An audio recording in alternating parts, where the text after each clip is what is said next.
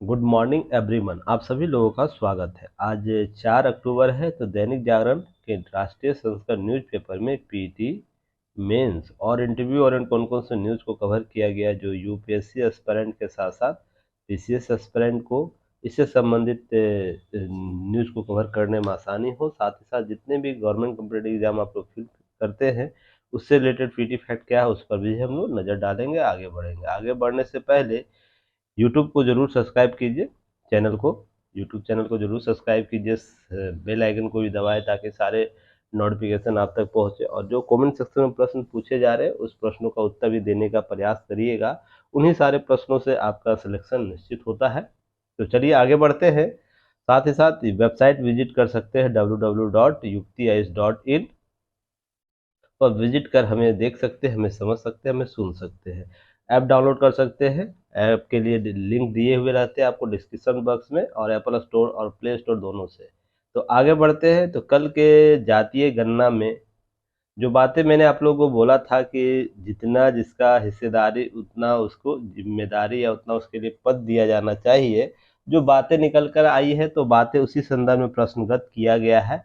तो माननीय प्रधानमंत्री के द्वारा कुछ बातें की गई है, तो उन बातों को संदर्भ समझने का प्रयास कीजिएगा। राजनीतिक तौर पर यह चीज़ें नहीं देखने की बात है। राजनीतिक पार्टियों द्वारा अपने अपने पक्षों को रखा जाता है, उनकी अपनी बातों को, अपने संदर्भों को जनता के सामने रखी जाती है। उसको उस संदर्भ में समझने और देखने का नज़रिया अपना अपना होता है हर प्रत्येक नागरिक का। तो उसको बस प्रश्न आपको यहाँ से निकालना है।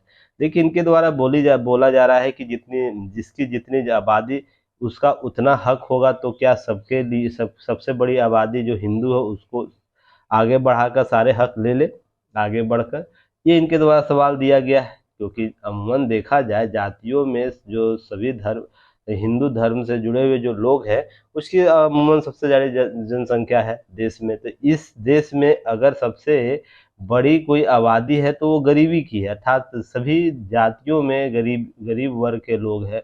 तो देश सबसे बड़ा समस्या क्या देश के सामने गरीबी है, ना कि जातियों आधारित जो पिछड़ापन है। जातियों में जो अन्य मुद्दों के संदर्भ में उठाया जा रहा है, उनको हक नहीं मिल रहा है। सबसे ज़्यादा समस्या अगर गरीबी निवारण के लिए हम लोग कार्य करते हैं, उसके अम्ब्रेला योजना के तहत। तो आप लोग को पता ही अम्ब्रेला योजना क्या काम करता है, उससे जुड़े हुए हर पक्ष को बढ़ावा मिलता है, उसके लिए कार्य करता है, उसके लिए दिशा निर्धारित करता है। तो अम्ब्रेला योजना के तहत गरीबी योजनाओं को लागू किया जाए तो अमूमन हर वर्ग के लोगों को इससे लाभ मिलेगा, इनका यह कहना मात्र है। और ये कहीं ना कहीं सही भी है, क्योंकि हमारा समाज हमारा जो संविधान है, लोक कल्याणकारी अवधारणा के रूप में विकसित हुआ है। तो जहाँ पर हम लोक अवधारणा को विकसित करते हैं, जिसमें गरीबी सबसे बड़ा कारक है, और हम संविधान में मौलिक रूप से क्या बात करते हैं, जात पात धर्म विशेष को पीछे छोड़ने की बात करते हैं। तो अगर हम इस गणना के आधार पर एक यह चीज मान के चले कि जातिगत अवधारणा को विकसित कर उसके अनुसार जातियों को क्या उसके अनुसार सारी योजनाओं को लागू किया जाए, तो यह कहीं ना कहीं जातिगत राजनीति को बढ़ावा देने का एक प्रमुख कारक भी बन जाएगा। और मैंने कल भी आप लोग को बताया था, इससे जातीय संघर्ष बढ़ने की संभावना बढ़ती जा रही है। कुल मिलाकर बात की जाए तो यह देखिए, कुल मिलाकर बात यह कि इसके जो पक्ष के पॉइंट है, पॉजिटिव के पॉइंट है, उससे कहीं नेगेटिव के पॉइंट हमारे देश में इससे उभरेंगे, मेरा यह मानना है। क्यों कि रीजन इसके पीछे यह है कि इससे हम केवल एक ही धारणा को विकसित कर सकते हैं, एक या दो धारणा को विकसित करते हैं, जिसमें पहला धारणा होगा कि इनको हिस्सेदारी दी जाएगी। बहुत अच्छी बात है, हिस्सेदारी दी जाएगी, जातिगत हिस्सेदारी दी जाएगी। दूसरा है कि हम इनके लिए योजनाओं का निर्माण कर सकते हैं। योजनाओं का निर्माण कर सकते हैं। दो ही कारक है जिसके आधार पर हम पॉजिटिव इम्पैक्ट इसका देख रहे हैं, जातिगत गणना का। पर इसके नेगेटिव इम्पैक्ट में सबसे बड़ा नेगेटिव इम्पैक्ट है कि राजनीतिक जातीयता का प्रभाव पड़ेगा, राजनीतिकरण में जातीयता का प्रभाव बढ़ेगा, जातीय संघर्ष बढ़ेगा, राष्ट्रीय एकता अखंडता के संदर्भ में प्रश्न कहीं खड़े हो जाएंगे।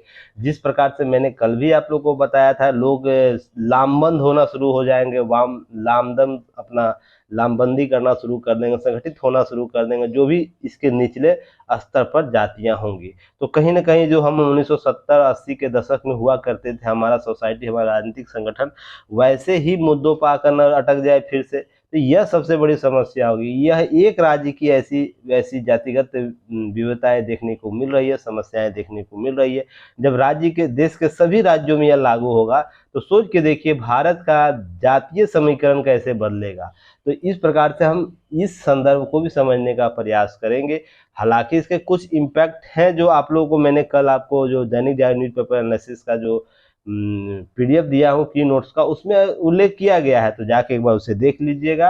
और आप लोग को जब मैसेज करने के लिए बोला जाता है तो आप लोग किस नशे में रहते हैं, हमको समझ में नहीं आता। सभी स्टूडेंटों की समस्या क्या है, या तो आप लोग हम लोग से ज़्यादा जानकारी रखे हुए हैं या हमारी ही जरूरत नहीं आप लोगों की है। जब ग्रुप ओपन किया जाता है और आपसे कुछ सुझाव मांगा जाता है, सुझाव के लिए बात की जाती है कि हाँ क्या इशू है नहीं इशू, तो आप लोगों को बोलना चाहिए, बात करनी चाहिए ना। जब इतना ओपन प्लेटफॉर्म हम लोग दिए हैं टू वे कम्युनिकेशन स्थापित करने के लिए, तो फिर आप लोग इतना डरते क्यों हर चीज को लेकर। जो भी समस्या है बात करिए। आप लोग को पीडीएफ कैसा लगा नहीं लगा, उसमें क्या सुधार करनी चाहिए, उसके लिए पीडीएफ ओपन किया गया था ग्रुप ना। तो आप लोग मैसेज भेजो पेपर कब आएगा सर, पेपर अपने समय पर चला जाएगा, टेंशन मत लीजिएगा। और कुछ लोग हैं कि हमें हमेशा एडवाइस इस तरीके से देते हैं, सर ऐसे कीजिए टाइम लगता है। अरे टाइम लगता है, बिना समय दिए आप जवान हो जाइएगा, बूढ़े हो जाइएगा। तो वैसे ही पढ़ाई के लिए भी है, समय दीजिए उसके लिए। शॉर्टकट तकनीक मत अपनाइए। मुझे पता है कि आप लोग और भी जगह क्लासेस करते हैं और भी चीजें करते हैं, पर जो ठोस आधार देगा उस पर तो समय देना है कि नहीं देना है। आप ही बताइएगा हमें कमेंट सेक्शन में, क्या यह ठोस आधार जो आपको देगा उस पर अधिक समय देने की जरूरत है कि जो आधार देगा ही नहीं। आप लोग टेस्ट सीरीज लगाते हो, ठीक है ना, आप लोग फिर उसके बाद क्लासेस करते हैं, कुल मिलाकर और भी चीजें करते होंगे। अगर उस सब का शॉर्टकट ट्रिक आपको दैनिक जागरण न्यूज़पेपर एनालिसिस दे रहा है, उसका सबसे महत्वपूर्ण आयाम दे रहा है, तो किस पर ज्यादा मेहनत करना चाहिए आप स्वयं देखिए। अब मेहनत करने से पीछे नहीं भागिए, ठीक है ना। चलिए आगे बात करें। प्रधानमंत्री के द्वारा एक बात और भी कही थी, मैंने अल्पसंख्यक के मुद्दे पर बात किया था कि राज्य के बिहार राज्य की दूसरी सबसे बड़ी जाति अगर मुस्लिम हो जा रही है तो क्या उसके अल्पसंख्यक के संबंधी जो प्रश्न है वो कहीं ना कहीं खड़े होंगे। देखिए अल्पसंख्यक के प्रश्न यहाँ खड़े किए जा रहे हैं, तो प्रधानमंत्री नरेंद्र मोदी के द्वारा ये बातें की गई है। क्या क्या सोच रहे होंगे पूर्व प्रधानमंत्री मनमोहन सिंह, कि कहा करते थे कि देश के संसाधनों में पहला हक अल्पसंख्यकों का है, उनमें भी मुसलमानों में सबसे पहले है। तो मान लीजिए यह बात उन सभी अल्पसंख्यकों के बारे में बोली थी, साथ में मुसलमानों के संदर्भ में कुछ बातें बोली थी, जिस पर राजनीतिकरण होता रहा है। पर एक तथ्य यह भी तो है कि देश में जो वंचित वर्ग है, जो जो पिछड़े वर्ग है, जो अल्पसंख्यक, उनका संसाधनों पर हक होता है और होना भी चाहिए। गलत बात इसमें नहीं है, पर बराबरी की हिस्सेदारी सबकी होनी चाहिए। कहने का अर्थ यह है, तो क्या अब यह स्थिति बन पाएगी जाति जनगणना के आधार पर। अब है कि जिसका जितना सीट उसको उतना अधिकार मिलना चाहिए। तो अब जितनी भी सामाजिक न्याय के सिद्धांत के आधार पर जो योजनाएं चलाई जा रही है, उसमें जो जातिगत रूप से जो बड़े होंगे, जो अधिक होंगे, उसके लिए आपको अधिक योजनाएं लाई जाएगी, क्योंकि उसमें ही अधिक वंचित वर्ग हो सकते हैं। मान लीजिए यादव की जनसंख्या बिहार में सबसे ज्यादा है, तो इसके लिए सबसे ज्यादा योजनाओं का अनुपात मिल जाएगा। मान लीजिए 100 योजनाएं लाई जा रही है, अगर 30% या 40% पूरा यादव है, तो 30% 40% का योजना आपको यादव के लिए लाना होगा, उसी तरह अन्य वर्गों के लोगों के लिए लाना होगा। तो सोच के देखिएगा किस प्रकार का विभेदीकरण उत्पन्न होगा योजनाओं के निर्माण में भी। तो हम केवल इस आधार पर चीजें नहीं कर सकते कि केवल इसका एक ही एस्पेक्ट है, ठीक है ना। चलिए अब 41 राजनयिकों को 10 अक्टूबर तक वापस बुलाए कनाडा। भारत और जो कनाडा के बीच विवाद चल रहा है, उसके बीच के कड़ी को एक और नया रूप दे दिया गया, जिसमें बातें की जा रही है कूटनीतिक तौर पर। देखिए 41 राजनयिक वापस बुलाए जाएंगे, ऐसा बात बोली जा रही है। भारतीय दूतावास बोल रहा है, विदेश मंत्रालय, कि आप कनाडा के राजनयिक जो है यहाँ पे एक 62 राजनयिक आपके यहाँ पर है, तो यह कार्य से अतिरिक्त है। उनका कहना था कनाडा का कि यहाँ पर कनाडा के लोग यहाँ से ज़्यादा जाते हैं, तो उसके लिए अतिरिक्त कार्यबल की आवश्यकता होती है। पर जो विदेश मंत्रालय के जो प्रवक्ता है अरविंद बागची, उनके द्वारा साफ कह दिया गया था कि दोनों देशों के बीच उच्चायोग अर्थात जो एम्बेसडर होंगे, जो आईएएस और आईएएस आईपीएस और आईएफएस के कैडर के होते हैं, जो यूपीएससी के एग्जाम से निकल कर आईएफएस जो होते हैं, इंडियन फॉरेन सर्विस वाले जो राजदूत कहलाते हैं, या हम कह सकते हैं उसे एम्बेसडर कहते हैं। तो उच्चायोग उनके द्वारा राजनीतियों की संख्या बराबर होनी चाहिए, जितनी संख्या भारत की होगी उतनी ही संख्या कनाडा के राजनयिक होगा। अर्थात हम 10 इधर से रखते तो आपको भी 10 रखना होगा, हम 20 रखेंगे तो आपको भी 20 है। ऐसा नहीं कि हम 10 रखे हो आप 62 रखे हुए। उसके लिए बहुत से तथ्यगत टेक्निकल हमें इशू होता है, और भी चीजें हैं, एस्पेक्ट है, तो इसे समझिएगा, ध्यान रखिएगा। तो आपसे पीटी फैक्ट के तौर पर पूछा जा सकता है। क्लियर है ना? चलिए आगे हम बात करेंगे। अब देखिए, यह यूपीएससी के जीएस पेपर 2 अभिव्यक्ति की आजादी, राष्ट्रीय एकता, अखंडता के संदर्भ में न्यूज क्लिक से जुड़े जो 100 अधिक स्थानों पर छापे पड़े। प्रधान संपादक जो 2 समेत को गिरफ्तार किया गया। एक्चुअली प्रॉब्लम यहाँ ये था कि न्यूज क्लिक एक वेब पोर्टल है जहां पर चीन समर्थित योजनाओं को या चीन समर्थित मंशाओं को यहाँ पर बताया जाता था, भारत विरोधी चीजें यहाँ पर डिस्प्यूट किया जाता था। कुल मिलाकर बात यह की जाए जो प्राथमिक तौर पर नजर आ रही है, हालांकि छापे मरने के बाद पकड़ जब इनको हिरासत में लिया जाएगा, इनसे और भी तथ्य निकलेंगे। यहाँ पर कुछ रकम की बात हो रही है जो इनके द्वारा, चीन के द्वारा सपोर्ट किया गया था।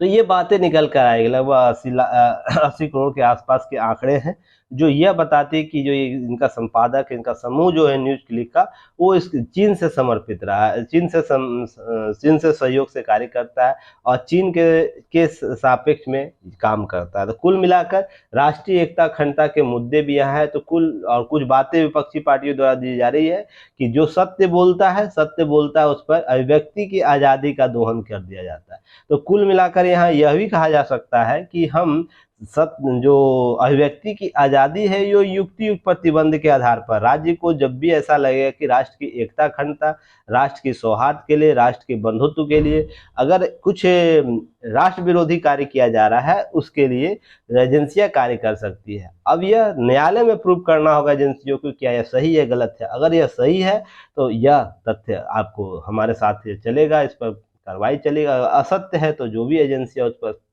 न्यायालय के द्वारा, माननीय न्यायालय के द्वारा फटकार भी लगाई जा सकती है। तो अमूमन ऐसे मामलों में आप देखते होंगे कि राष्ट्र विरोधी धारणाएं विकसित रही। अभी देखिए एक कनाडा के मामले में, मैं कभी न्यूज एनालिसिस करूंगा, आप लोगों को बताऊंगा। कनाडा के मामले में बीबी जो निज्जर जो है, जिनकी हत्या हुई है, सिख जो एक्टिविस्ट बोला जा रहा है पश्चिमी मीडिया के द्वारा, बीबीसी तक के द्वारा, ब्रिटिश ब्रॉडकास्टिंग जो कम्युनिटी उसके द्वारा जब बोला जा रहा है, जो इसे क्या बताया जा रहा है, एक एक्टिविस्ट बताया जा रहा है, सिख एक्टिविस्ट बताया जा रहा है, साथ ही साथ इसे क्रांतिकारी बताया जा रहा है, अपने मौलिक अधिकारों की रक्षा की मांग करने वाला बात कहा जा रहा है इस व्यक्ति विशेष को। इन पश्चिमी मीडिया को यह नजर नहीं आ रहा है कि असॉल्ट राइफल जो होता है यह लेकर फोटोशूट करा के सोशल मीडिया पे, इसके अकाउंट्स पर इसके अमूमन फोटोग्राफ देखने को मिले।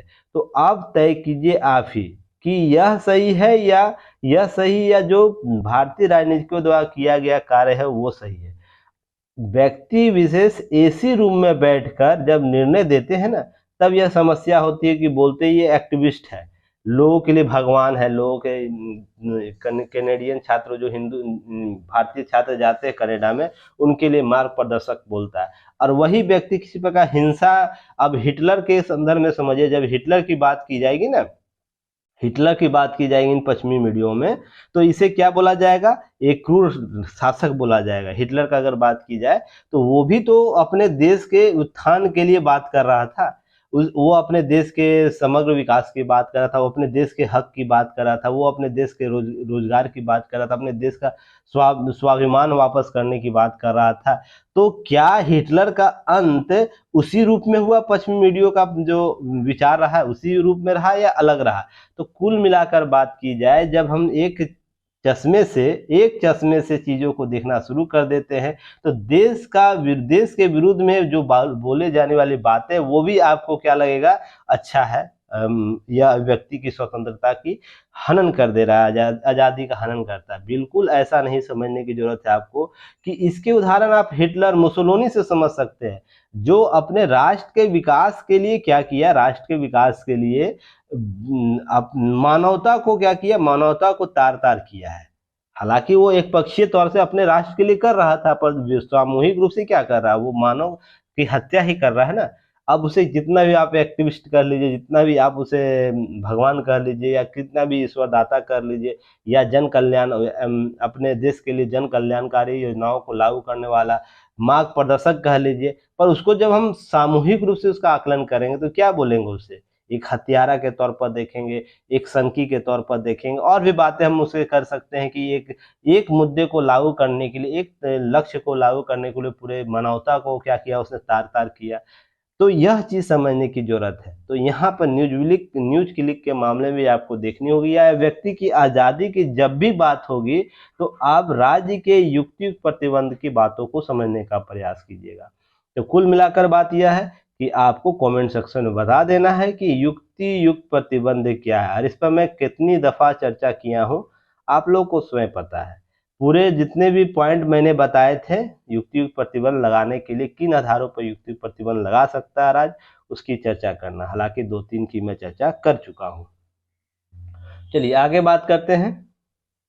देखिए पीटी फैक्ट के तौर पर एक याद रखिएगा, यहाँ पर पीटी फैक्ट प्रश्न पूछा जा सकता है कि दिल्ली में लगेगा 24 घंटे प्रदूषण रोकथाम के लिए क्या लगेगा? आपको लग रहा है वहां पर ग्रीन वार रूम स्थापित किया जा रहा है। जो प्रदूषण बढ़ेगा, ठंड का समय आ रहा है, तो वहाँ प्रदूषण के मामले देखने को मिलेंगे। उसके निगरानी के लिए आपको ग्रीन वार रूम स्थापित है, जिसकी नेतृत्वकर्ता कौन है? डॉक्टर नविदा मोइत्रा।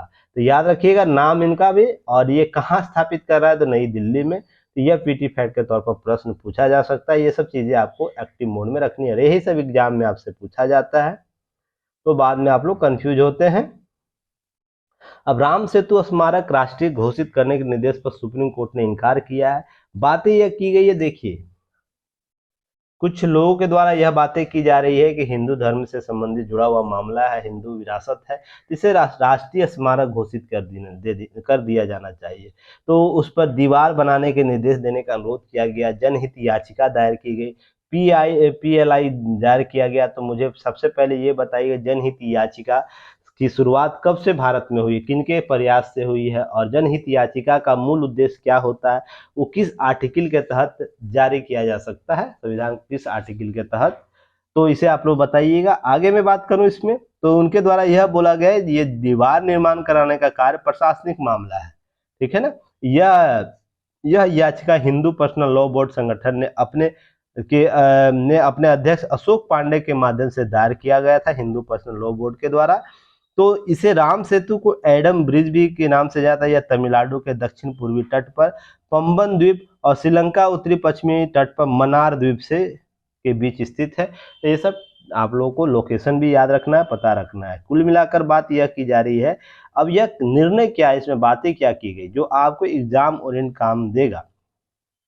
देखिए दो तरफा दीवार का निर्माण कैसे किया जा सकता है, क्या यह करना अदालत का काम है? यह सरकार के प्रशासनिक मामले हैं। पीठ ने कहा कि हम भारत के संविधान के अनुच्छेद 32 के तहत किसी भी प्रकार के निर्देश देने के लिए अपने अधिकार, टर्मिनोलॉजी को सुनिएगा समझिएगा, अपने अधिकार क्षेत्र के उपयोग करने की इच्छुक नहीं है। अर्थात 32 भारत के प्रत्येक नागरिक को मौलिक अधिकारों को लागू कराने के लिए सुप्रीम कोर्ट की याचिका दायर करने का अधिकार देता है। इसका अर्थ यह बिल्कुल नहीं समझना चाहिए कि वो सरकार के जो एडमिनिस्ट्रेटिव कार्य कार्यपालिका कार्य उस पर क्या करे, उस पर भी निर्णय देना शुरू कर दे। ध्यान रखिएगा आर्टिकल 32 और 226 में मूल अंतर यही देखने को मिलता है कि 32 मूलतः आपके मौलिक अधिकारों के हनन की बात करता है, क्लियर है। तो वहां पर मौलिक अधिकारों का अगर हनन होगा तो आपको इससे संबंधित रिट जारी करने का अधिकार सर्वोच्च न्यायालय को दिया जाता है। इसी संदर्भ में उसकी सारी दिशा, यहाँ पर मौलिक अधिकार किसी का हनन नहीं हो रहा है तो न्यायालय इस प्रकार के निर्देश जारी नहीं कर सकता। इसके लिए आपको चीजों को ध्यान में रखना है, ठीक है। चलिए आगे बात करेंगे। पीटी फैक्ट यहाँ भी आप लोग को निकालना है कि पीटी फैक्ट के आत्महत्या की घटनाओं को रोकथाम के लिए उम्मीद गठित होगी, वेलनेस टीमें जारी की जाएगी। तो ध्यान रखिएगा किनके द्वारा शुरू किया जा रहा है सॉरी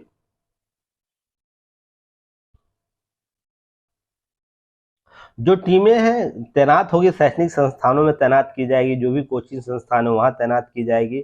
और इस अवसाद जो भी बच्चे प्राप्त कर रहे हैं, अवसाद हो जा रहा है, जिनको अपनी पढ़ाई स्ट्रेस हो जा रहा है, पढ़ाई के दौरान बहुत से स्ट्रेस ले लेते हैं या जिस प्रकार से चीज़ें करते हैं, भटकाव होता है उन, जिसके बाद वो अवसाद में चले जाते हैं, इसके बाद आत्महत्या जैसी प्रवृत्ति आ जाती है। उनको रोकने के लिए आपको एक काउंसिल बनाई जा रही है, टीम बनाई जो प्रिंसिपल के नेतृत्व में होगी या कोचिंग संचालक के नेतृत्व में होगी, जिसमें अनुभवी शिक्षक होंगे, विशेषज्ञ होंगे, शामिल होंगे।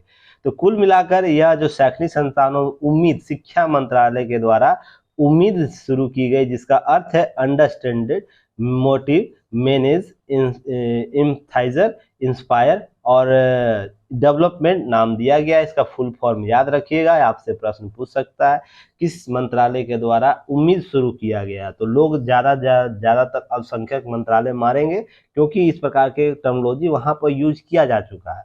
इसलिए आप हमारे स्टूडेंट हैं तो ध्यान रखिएगा, छोटे छोटे टर्मोलॉजी को भी याद रखना पीटी फैक्ट के तौर पर। क्लियर है? तो चलिए आगे बढ़ते हैं। सप्त सप्तपदी हिंदू विवाह का अनिवार्य अंग है। हाई कोर्ट में एक मामला आया है। आप लोग जो विवाह कहते हैं, हिंदू विवाह होता है, लड़कियां जो सात लड़के वर वधु जब अग्नि का साक्षी मानकर उसका फेरा लगाते हैं, 7 फेरे जिसे हम लोग बोलते हैं, उसी को सप्तपदी हिंदू विवाह के टर्मोलॉजी के तौर पर हम लोग देखते हैं, जो जन्म जन्मांतर के रिश्ते को कायम कराता है। तो कुल मिलाकर बात यह मामला यह है कि एक मामले में सामने आया था एक परिवार है जिसमें सम्मन जारी किया गया था। ठीक है, मौसमी सिंह की याचिका थी, जिसमें स्मृति संजय कुमार के विरुद्ध वाराणसी निवासी स्मृति उर्फ मौसमी सिंह, संजय सिंह वादी है और प्रतिवादी आपको स्मृति सिंह है। तो कुल मिलाकर यहाँ बात यह की गई कि मौसमी के जो पति है ससुराल वाले लोगों के बिना तलाक लिए दूसरी शादी करने का आरोप लगाते हुए वाराणसी जिला अदालत में परिवार दायर कर दिया। मौसमी का यह बोलना है कि उससे बिना तलाक लिए उसका हस्बैंड दूसरी शादी कर दिया। तो यहाँ तक तो लग रहा है, चलिए सही बात है। तो ये सनातन धर्म में विवाह के समय अग्नि के साक्षी मानकर वर वधु 7 फेरे लेते हैं। इसमें वधु वर से 7 वचन लेती है, इसके बाद विवाह पूर्ण माना जाता है। इस प्रक्रिया को सप्तपदी कहते हैं। तो यही आधार बताया गया था मौसमी के द्वारा कि इसका उल्लंघन किया गया, इस वजन का, मुझसे तलाक नहीं दिया गया था, तलाक लेके अगर वो करता है कोई इशू नहीं था, और बिना तलाक लिए हुए इस वजन के वाध्यता को तोड़कर दूसरी शादी कर रहा है। तो मामला यहाँ तक आपको समझना होगा बेहतर तरीके से। देखिए, तो चार्जशीट जो भी कानूनी कार्रवाई थी वो चलता गया, तलाक नहीं हुआ था, तलाक बिना चीजें हुई थी। देखिए यहाँ पर याची ने तलाक लिए बिना दूसरी शादी कर ली है। इस शिकायत को सीओ सदर मिर्जापुर है, जो जांच में एक झूठा करार देते हुए रिपोर्ट लगा दी। एक झूठा करार कोई था, उसमें रिपोर्ट लगा। इसके बाद क्या होता है, स्थितियां बदल जाती हैं और सत्यम ने जिला न्यायालय वाराणसी में परिवाद दाखिल करता है। उसके अपोंडेंट एक केस फाइल करता है, जिसमें अदालत ने मौसमी को समन जारी किया। अब मौसमी पर आरोप लगा दिया गया। इसे चुनौती देते हुए कहा कि दूसरा विवाह करने का आरोप गलत है, या उसकी याची अर्थात मौसमी के तरफ से दर्ज कराए गए मुकदमा का बदला लेने के लिए लगाया गया। यह बातें की जा रही है। शिकायत परिवाद में विवाह जो संपन्न होने का कोई साक्ष्य नहीं है। अब ऐसी बात उभर के सामने आई कि जब आप विवाह करते हैं तो 7 फेरे लेते हैं, और जो दुल्हन होती है उसकी घूंघट नीचे होती है। अमूमन 7 फेरे में महिला कौन ले रही है फेरे, यह वीडियोग्राफिंग में या किसी प्रकार के फोटोग्राफिंग में नहीं आता है। तो इसी में संपर्क साक्ष्य कोई नहीं है, न ही सप्तपदी का कोई साक्ष्य है, जो विवाह की एक अनिवार्य रस्म है। एकमात्र फोटोग्राफ साक्ष्य के तौर पर है, और इसमें भी लड़की का चेहरा स्पष्ट नहीं है। तो कुल मिलाकर बात यहाँ निकल के आई, हिंदू विवाह की वैधता को स्थापित करने के लिए एक सप्तपदी अनिवार्य तत्व है। वर्तमान में मामले में कोई ऐसा साक्ष्य उपलब्ध नहीं है जिस आधार पर यह बोला जा सकता है कि मौसमी जो लड़की है उसका पति जिसे बोल रही है वो क्या कहते हैं संजय, वो दोनों सप्तपदी प्रक्रिया में शामिल थे। सब संजय प्रक्रिया हो सकता है, पर मौसमी का फेस नहीं था तो उसको साक्ष्य से नहीं मिलता है।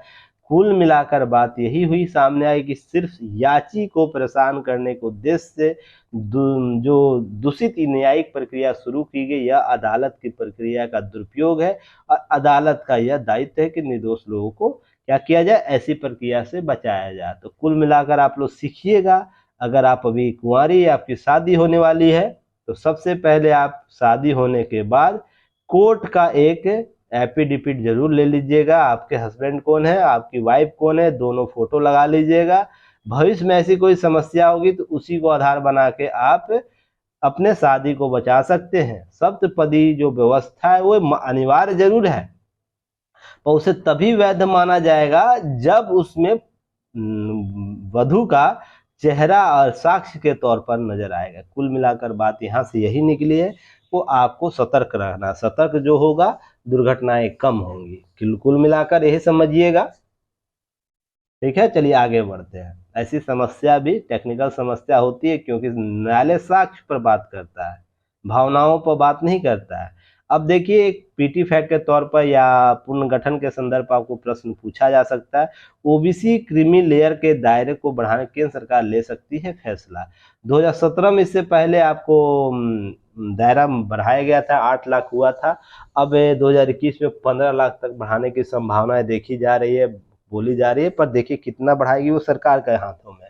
पर ओबीसी क्या होता है, क्रीमी लेयर क्या होता है, आप लोगों को मैंने एक दफा पहले भी बताया था कि क्रीमी लेयर एक मुद्रा के रूप में एक निर्धारित राशि है जो जिसके पैरामीटर के ऊपर जाने के बाद इसका लाभ नहीं मिलेगा। मान लीजिए अभी 8 लाख है, आपका वार्षिक आय 8 लाख है, अगर आप इसके ऊपर की ओबीसी वर्ग में है और आप 8 लाख से अधिक आपका वार्षिक वेतन हो या आय हो, तो आप ओबीसी में क्रीमी लेयर के संदर्भ में आप लाभ नहीं ले पाएंगे। जैसे ही इस रेखा से नीचे हैं तो इसी क्रीमी लेयर का लाभ ले पाएंगे, अर्थात ओबीसी में छूट प्राप्त होगा। कुल मिलाकर यही बातें की गई थी, जिसे 2017 में पुनर्गठित किया गया था, उससे पहले 2007 में किया गया था।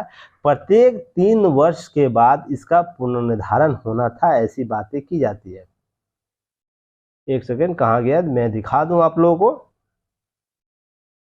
हाँ, तीसरे साल देखिए यहाँ पर ओबीसी क्रीमी लेयर के दायरे को बढ़ाने के लिए सरकार इसलिए भी दबाव में है कि वर्ष 1993 में इसे लागू किए जाने के बाद इसका दायरा करीब हर तीसरे साल बाद, याद रखिएगा, हर तीसरे साल बाद बढ़ता रहा है, लेकिन 2017 के बाद यह नहीं बढ़ा, अर्थात सितंबर 2017 में इसे अंतिम रूप से लागू किया गया था। वही अभी तक 8 लाख की राशि लागू है। तो सामाजिक न्याय अधिकारिता मंत्रालय से जुड़े जो भी अधिकारी, इनकी सूचना उसके आधार पर दी जा रही है कि जल्द ही इस पर पुनः संशोधन होगा, तो इसकी मात्रा बढ़ सकती है। तो कुल मिलाकर बात है कि यहाँ पीटी फैक्ट 2-3 निकलते हैं। इसका निर्धारण कब हुआ था, 1993 से निर्धारण हो रहा। क्रीमी लेयर का अंतिम इसका संशोधन कब हुआ है, 2017 में हुआ, सितंबर 2017 में। कितना हुआ है, तो 8 लाख हुआ है। तो यह आपको प्रश्न यहाँ से पूछा जा सकता है। क्रीमी लेयर क्या होता है, यहाँ से भी प्रश्न आपको पूछा जा सकता है। चलिए आगे बात करें, 28 मिनट हो गया है। देखिए पीटी फैक्ट आपको यहाँ से पूछा जा सकता है, आप इसे देख लीजिएगा। यशस्वी बाइक अभियान जो चलाया गया जम्मू कश्मीर में लाल चौक से, तो पीटी फैक्ट आपसे पूछ सकता है। तो चलिए आते हैं नीचे, जाति आधारित गणना की राजनीति। मैंने कल इस पर चर्चा कर चुका हूं, इसलिए इस पर आज चर्चा नहीं होगी। वही सभी बातें जो मैंने कल आप लोग को बताया है, कुल मिलाकर वही सब बातें इस लेख में लिखा गया है। तो आप इसे एक बार स्वयं से देखिएगा। दूसरा टॉपिक मैं कवर करूंगा, सेम टू सेम वही बातें की गई है, कुछ ज्यादा इधर उधर की बातें नहीं है। चलिए, एथेनॉल उत्पादन में आत्मनिर्भरता की बात हो रही है। देखिए बीते दिनों कुछ दिन पहले ही केंद्रीय जो सड़क और परिवहन जो राज्य मंत्री हैं नितिन गडकरी जी, उनके द्वारा देश में ये इथेनॉल से चलने वाले पहली car Toyota Innova high cross launch किया गया, जो पूर्णतः आपको यह दुनिया की पहली 100% इथेनॉल से चलने वाली कार है। इस टोयोटा किलो स्टोर मोटर्स और ऑटोमोटिव रिसर्च एसोसिएशन के साथ मिलकर बनाया गया है। कुल मिलाकर बात यह है कि इथेनॉल ईंधन पर केंद्रित कार की शुरुआत स्वच्छ ऊर्जा दिशा में क्रांतिकारी कदम होगी। जो ये कार लाई गई है 100% इथेनॉल से चलने वाली पहली कार होगी। तो कुल मिलाकर बात की जाए तो इसकी दूरी कितनी है, तो यह 1 लीटर ईंधन इथेनॉल पर कितना चलेगा, सड़क शहरी सड़क पर 28 किलोमीटर, राजमार्ग अर्थात हाईवे पर 35 किलोमीटर का माइलेज देगा। तो ध्यान रखिएगा यह बहुत ही अच्छे माइलेज इसकी है कार के दर पर देखा जाए। पेट्रोल के साथ 10% इथेनॉल मिश्रित किया जा रहा है, वहीं केंद्र सरकार 2025 में 20% और ये इथेनॉल मिश्रण जिसे E20 बोला जा रहा है। ये सब पीटी फैक्ट के तौर पर आपसे पूछा जाता है और मैं यही सब आप लोग को करवाता हूँ जो आप लोग ध्यान नहीं देते हैं। कमेंट सेक्शन देखिए, वीडियो शुरू से अंत तक देखिए तभी लाभ मिलेगा, नहीं तो शॉर्टकट की अपनाइएगा, लाभ नहीं मिलेगा। मैं साफ शब्दों में बोलता हूँ। नोट्स तो मैं आप लोग अवेलेबल दे रहा हूँ। नोट्स इसलिए दिया जाता है ना कि आप वीडियो को देख लेने के बाद उसे आसानी से देख सके, समझ सके। आप लोग वीडियो ही नहीं देखते हैं, नोट्स तो मरते रहते हैं। नोट्स हमें चाहिए, नोट्स से ही हम सारा कर लेंगे। जो चीजें मैं आप लोगों को वीडियो में बताता हूँ नोट्स में लिखा नहीं जा सकता है, ठीक है ना। इस कंटेंट को जरूर लिखा जा सकता है पर इसके संदर्भ को नहीं लिखा जाए जो मेरे द्वारा बोला जाता है। मुझे खुद याद नहीं रहेगा, शाम को जब मैं इसे कंप्लीट करवाऊंगा नोट्स को, तो मुझे खुद याद नहीं रहेगा मैंने क्या बोला है। इसलिए पहले वीडियो को देखिए, उसके बाद नोट्स पढ़िए। अब एथेनॉल की पहली बार 1796 में जोहानस ट्राइविस लोविटी द्वारा चारकोल। इस सब देखिए पीटी फैक्ट दिए गए हैं, तो इसको आराम से देख लीजिएगा आप लोग। सारे 1826 में यह रंगहीन होता है, एक विशिष्ट शैली और गंध विशेषता इसकी होती है। इथेनॉल के उत्पादन मुख्यतः गन्ने इत्यादि से होते हैं, मक्के चावल सभी से होते हैं। ये सब आंकड़े दिए गए, अच्छे ऊर्जा के पूर्ण रूप से इस पर लागू होता है, ये सब चीजें दी गई है। पीटी फैक्ट के तौर पर इसे देख लीजिएगा। आगे हम बात करेंगे ब्रह्मांड की उत्पत्ति के रहस्य में उठेगा पर्दा। यह बहुत ही इंपॉर्टेंट टॉपिक है और आने वाले समय में यहाँ से पीटी के प्रश्न, मेंस के प्रश्न पूछे जा सकते हैं यूपीएससी में। ध्यान रखिएगा यूपीएससी में सन एंटी मेटल का बात हो रहा है, जैसे मेटल होता है उसका एंटी मेटल का बात हो रहा है। तो पहले एंटी मेटल को हम समझ लेते हैं। देखिए वर्ष 1928 में पील डिराक नाम का एक वैज्ञानिक थे, उनके बारे इसके बारे में पूरी दुनिया को बताते हैं कि मेटल के साथ एक एंटी मेटल का भी अस्तित्व होता है जो पृथ्वी से बना अपना पकड़ स्थापित करता है। तो कुल मिलाकर बात यह हुई थी कि 10 साल पहले यानी 2013 में पहली बार सन लैब जो बना था फ्रांस और इस सब के बॉर्डर पर जो बना था सन लाइब्रेरी, उस पर जो हम गॉड पार्टिकल की खोज कर रहे थे उसी दौरान इसकी पुष्टि होती है एंटी मेटल का, जहां पर उसे एक क्षण में बोतल में बंद करने जैसे चमत्कार हुए थे। हजार ध्यान रखिएगा प्रत्येक पदार्थ के परमाणु पॉजिटिव चार्ज वाले न्यूक्लियस और नेगेटिव चार्ज वाले इलेक्ट्रॉन्स बने होते हैं। अर्थात कहने का मतलब इलेक्ट्रॉन नेगेटिव चार्ज का होता है, उसका प्रोटॉन और न्यूट्रॉन पॉजिटिव न्यूक्लियस के पॉजिटिव चार्ज के संदर्भ में देखा जाता है। ध्यान रखिएगा यहाँ पर। लेकिन एंटी मेटल परमाणु में नेगेटिव चार्ज वाले न्यूक्लियस होते हैं जस्ट अपोजिट। मान लीजिए इलेक्ट्रॉन नेगेटिव है, इसका प्रोटॉन पॉजिटिव है, तो यहाँ पर अपोजिट 10 है, इलेक्ट्रॉन पॉजिटिव है, इसके अंदर का जो प्रोटॉन है वो नेगेटिव पाया जाएगा। तो यहाँ पर क्या होता है, यही वजह है कि किसी प्रयोगशाला में एंटी जो प्रोटॉन एंटी जो मेटल्स पैदा किए जाते हैं वो रखे नहीं जाते, लंबे समय तक टिकाए नहीं जा सकते। हालांकि एंटी मेटल का उपयोग कहाँ होता है, इसका उपयोग अस्पतालों के पॉजिट्रॉन उत्सर्जन टोमोग्राफी के रूप में किया जाता है। जो आपको पॉजिट्रॉन उत्सर्जन टोमोग्राफी एक ऐसी परमाणु चिकित्सा इमर्जिंग तकनीक है जो शरीर के कार्यात्मक प्रक्रियाओं को त्रियामी छवि अर्थात 3 डायमेंशनल चित्र उत्पन्न करती है। लेकिन यह बहुत ही महंगी तकनीक है, कुछ स्थानों पर इसका उपयोग किया जाता है। अमेरिका एजेंसी नासा ने 1 ग्राम एंटी मेटल का कीमत आपको 62.5 खरब डॉलर अर्थात लगभग 90 खरब डॉलर बताई। तो सोच के देखिए कितनी महंगी आपको यह तत्व है। इसलिए एंटी मेटल जो है सबसे महंगी तकनीक के तौर पर भी देखी जाती है, इसलिए इसके प्रयोग के रोक पर भी बहुत सी चीजें डिस्प्यूट हो जाती है। तो कुल मिलाकर देखिए यहाँ पर हो रहा है कि आखिर इस अनंत असीम ब्रह्मांड का जन्म कैसे हुआ, इतना अधिक पदार्थ या सामग्री कहाँ से आई, इसकी जो आकाश गंगाएं हैं गैलेक्सी और उनके तारों का मंडल निर्माण कैसे हुआ, जिसने जिसने ब्रह्मांड के निर्माण और उसके गुना अधिक वृद्धि की बात कर दी। कुल मिलाकर बात यह है कि ब्रह्मांड में जो अनगिनत तारे हैं, आकाश गंगाएं, गैलेक्सियां हैं, और जो भी इसके घटक है, वो निर्माण कैसे हुआ इसका, वो कैसे भी अभी भी निर्माण की प्रक्रिया में है। इस गुत्थी को सुलझाने के लिए जब CERN को लेकर जो बातें हो रही थी, CERN लेबोरेटरी में गोल्ड पार्टिकल की घटना हो रही थी, वहाँ पर गोल्ड पार्टिकल को निर्माण किया है। उसी दौरान एंटी मेटल के बारे में दावा 14 अरब साल पहले जब ब्रह्मांड के जन्म हुआ, तब ग्रह, नक्षत्र और तारे बनाने वाले पदार्थ के समान में एंटी मेटल भी बराबर या अधिक मात्रा में मौजूद थे, ऐसी बात की गई।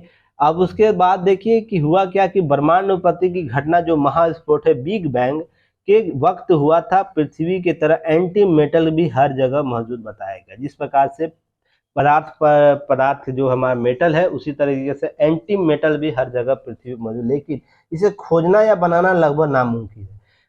हाल ही में अंतर्राष्ट्रीय जो शोध पत्रिका नेचर में प्रकाशित हुए अध्ययन में यह उम्मीद जगी है कि अब जो प्रति पदार्थ है, एंटी मेटल है, को पहचानना और उसको गतिविधियों को पकड़ पाना आसान हो गया है। इसकी मदद से हम ब्रह्मांड के जन्म की गुत्थी को समझ सकेंगे और सुलझा सकेंगे, ये बातें की जा रही है।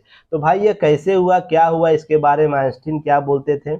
सवाल है कि आखिर पदार्थ और प्रति जो पदार्थ है, एंटी मेटल है, एक दूसरे को समाप्त क्यों नहीं किया। आज के समय में वैज्ञानिकों के लिए सबसे वैज्ञानिक रहस्य यही है, जब दोनों एंटी डिस्चार्ज है मोशन है, तो यह दोनों एक दूसरे को समाप्त क्यों नहीं कर रहे हैं। और आप लोगों को पता है नेचर ऑफ लॉ क्या कहता है, जो शक्तिशाली होगा वो क्या करेगा, कमजोर को समाप्त कर देगा, यही नेचर ऑफ लॉ है ना। तो इसके संदर्भ में अगर हम टेक्निकली देखें तो ये दोनों अभी तक समाप्त एक दूसरे को क्यों नहीं किए, एग्जिस्ट कैसे कर रहे हैं। तो कुल मिलाकर बात यहाँ आई कि नेचर जो प्रकाशित शोध जेनेवा अनुसार जेनेवा स्विट्जरलैंड स्थित जो यूरोपियन न्यूक्लियस रिसर्च सेंटर यानी CERN लैब जो बनाया गया था, अब कायम रही इस स्थापना को उलट दिया है। अब उन्होंने शोध में पाया कि डॉक्टर जो उनके मुखिया थे शोध के, डेनियल हार्चकिंग ने दावा किया है कि CERN लैब के लिए किए गए एंटी मेटल अणु के ऊपर बजाय पदार्थ के अणुओं की तरह नीचे गिरते, अर्थात ऊपर न जाके इसकी प्रवृत्ति नीचे की ओर होती है। नीचे गिरते हैं तो एक अपोजिट डायरेक्शन में बल कार्य करता है, जो इसके मेटर में बात होती है, जिसको हम क्या कहते हैं, अनुगुरुत्वाकर्षण के खिलाफ इस तरह की प्रतिक्रिया करती है। अल्बर्ट आइंस्टीन ने करीब 100 साल पहले 1955 में सापेक्षता का समान सिद्धांत कहा था कि इसमें यानी एंटी मेटल का पदार्थ जो है की तरह व्यवहार करना चाहिए, गुरुत्वाकर्षण की स्थिति में नीचे की ओर गिरना चाहिए। अब CERN लैब ने शोधकर्ताओं ने इसकी पुष्टि कर दी। अब मुझे यह बताइएगा, आइंस्टीन को किस सिद्धांत की पुष्टि के लिए नोबेल का पुरस्कार इनको दिया गया था, नोबेल पुरस्कार प्राप्त हुआ था। तो मुझे यह सिद्धांत का नाम बताइएगा। अब बार बार आपको एग्जाम में से पूछा जाता है। कुल मिलाकर बात यहाँ के किया जाए, ये 4 चरणों वाला 5 चरणों वाला कॉन्सेप्ट है, जिसमें इसकी बातें की गई है। कुल मिलाकर यही सब निकल के आ रही है। तो जो अब पृथ्वी के निर्माण की जो बात हो रही है, पृथ्वी का निर्माण कैसे हुआ, मेटल्स हुआ, नॉन मेटल्स हुआ, एंटी मेटल्स हुआ, और मेटल और एंटी मेटल के संयोग से हुआ, वो कैसे एक दूसरे का संबंध स्थापित कर रहे हैं। नए नए शोध अब आएंगे, तो शोध आएंगे, नवाचार डेवलप होगा, कॉन्सेप्ट आएगा, तो यहाँ से यूपीएससी आपके लिए बाहें तैयार रखेगी प्रश्न पूछने के लिए। तो इस टॉपिक को अच्छे से देख कर रहिएगा, आने वाले एग्जाम में यहाँ से प्रश्न जरूर पूछे जाएंगे। आज के की नोट्स मैं आप लोग को अपलोड कर दूंगा इवनिंग तक। तब तक के लिए आप सारे वीडियो को देखिए, अच्छे से सुनिए, समझिए, और इसके की नोट्स लास्ट में देखिएगा, तो ही लाभ बाद में मिलेगा आप लोगों को। नहीं तो क्या होता है, जितना दिल से मैं बता रहा हूँ कि इतनी मेहनत करने के बाद भी आप लोग का सिलेक्शन नहीं होता है ना, आपसे ज़्यादा दुख हमें होता है। क्योंकि इस दैनिक जागरण न्यूज़पेपर एनालिसिस का जो कॉन्सेप्ट है, बहुत दिलो दिमाग को साथ में रख के बहुत सी चीज़ों को छोड़ने के बाद किया जाता है, ठीक है ना। और भी बहुत से हमारे कार्य रहते हैं। अब मैं सुबह 7 बजे से लगा हूँ और 11 बजे तक मैं लगा रहूँगा आपके इस वीडियो एनालिसिस के चक्कर में। जब सोच के देखिए, इतना घंटा जब मैं दे रहा हूँ, तो आप लोगों को कितने घंटे देना होंगे। फिर भी आप लोग को केवल वीडियो देखना रहता है। आसान होता है बोलना कि सर अंडरलाइन पेपर भेज दीजिए, सर पेपर कटिंग भेज दीजिए, सर की पॉइंट दे दीजिए। यह बहुत आसान है, पर इसके जब गहराई पर जाइएगा तो बहुत मेहनत लगता है, और जब आपका सिलेक्शन नहीं होता सबसे ज़्यादा दुख मुझे होता है। और सारे प्रश्न बीपीएससी में जो इस प्रकार के प्रश्न पूछे थे, यूपीएससी मेंस में प्रश्न पूछे गए थे, सभी प्रश्न दैनिक जागरण से आए हुए हैं। अगर आप सीरियसली इस चीज़ को नहीं लीजिएगा तो आप आने वाले जो भी एग्ज़ाम होंगे मेंस के, वो आप उसको क्लिफाई नहीं कर पाइएगा। मैं दावे के साथ यह बात बोल रहा हूँ, स्टूडेंट वही सेलेक्ट सक्सेस होगा जो 365 दिन में आप न्यूनतम साझा कार्यक्रम को लेकर चलिएगा। अब है कि एग्जाम मोड में आपका 10 दिन रहता है, 15 दिन रहता है, 1 महीना रहता है, उससे पहले 8-8 घंटा 10-10 घंटा आप पढ़ते हैं और बिना दिशा के तहत पढ़ते हैं। आपका सिलेक्शन नहीं होता, आपको फ्रस्ट्रेट हो जाते हैं कि मेरा एग्जाम। आप 365 दिन में मात्र 4 से 5 घंटे पढ़िए तो, पर 365 दिन वो होना चाहिए। क्लास छोड़ने के बाद की बात हो रही है, ये नहीं कि क्लास भी आप कर रहे हो, अभी नए फ्रेशर हो, क्लास भी कर रहे हो और उसके बाद आप 4 से 5 घंटा उसी में ऐड कर लो।